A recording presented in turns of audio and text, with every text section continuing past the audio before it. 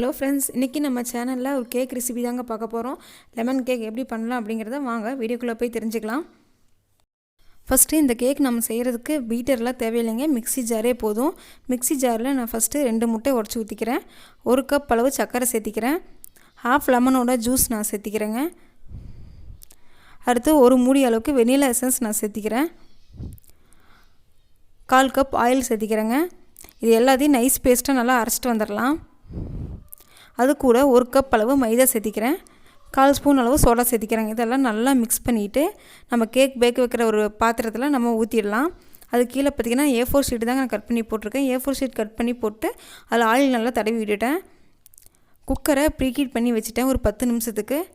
First நம்ம கேக்கை cook பண்ணி எடுத்துக்கலாம். நல்லா குக் ஆகிட்டுங்க. அதுக்கு முன்னாடி நம்ம ஹோம்மேட் கேக் க்ரீம் எப்படி தயார் பண்ணலாம் அப்படிங்கிறத தெரிஞ்சுக்கலாம். அதுக்கு நான் வனஸ்பதி தாங்க எடுத்துருக்கிறேன். டால்டா பார்த்திங்கன்னா 25 கிராம் பாக்கெட் 2 பாக்கெட் எடுத்துக்கிறேங்க. அப்புறம் சர்க்கரையை நல்லா தூள் பண்ணி வச்சுக்கிட்டாங்க. அது டால்டாவில் சர்க்கரை தூளை வந்து கொஞ்சம் கொஞ்சமாக சேர்த்து நல்லா மிக்ஸ் பண்ணிகிட்டே வாங்க. ஒரு 10 நிமிஷம் போல் மிக்ஸ் பண்ணிட்டீங்க அப்படின்னா இந்தளவுக்கு நம்மளுக்கு க்ரீமியாக கிடச்சிரும். மீதி சுகரையும் சேர்த்து நம்ம நல்லா மிக்ஸ் பண்ணிக்கலாம். நல்லா மிக்ஸ் பண்ணிவிட்டு அடிச்சுட்டே இருந்தீங்க அப்படின்னா ஒரு 10 நிமிஷம் நம்மளுக்கு இந்த க்ரீம் கிடச்சிரும்.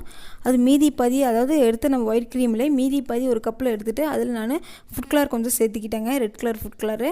அதை சேர்த்து நல்லா மிக்ஸ் பண்ணிட்டேங்க கார்னிஷுக்காக. வாங்க நம்ம கேக் ரெடி எடுத்துடலாம். கேக் பேக் ஆகிடுச்சு. A4 ஷீட் போட்டுக்கனால கேக் வந்து ரொம்பவே சூப்பராக வெளியில் வந்துடுச்சு, ஒட்டாமல். பாருங்கள், நம்ம கேக் ரெடி ஆகிடுச்சு.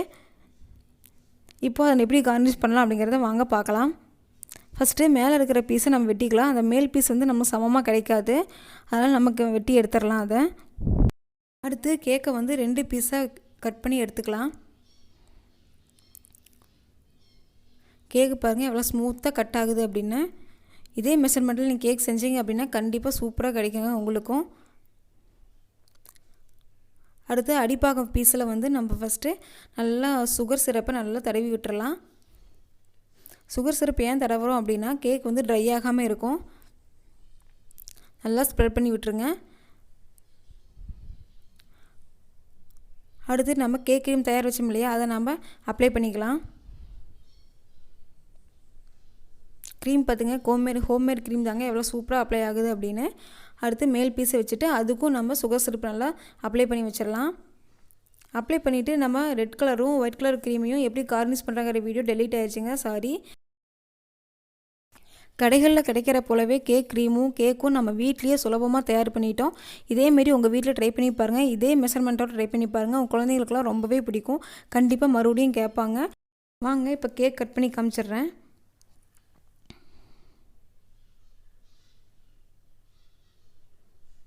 கேக் கட் பண்ணுறக்கே பாருங்கள் சாஃப்டாக இருக்குது. டேஸ்ட்டும் சூப்பராக இருந்துச்சுங்க.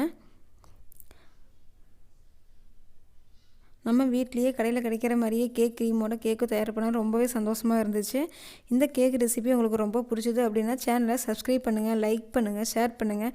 கூடவே பக்கத்தில் இருக்கிற பெல் சிம்பல் டச் பண்ணுங்கள். அப்போ தான் நாங்கள் போடுற வீடியோ உங்களுக்கு தவறாமல் வந்து சேரும். தேங்க்யூ.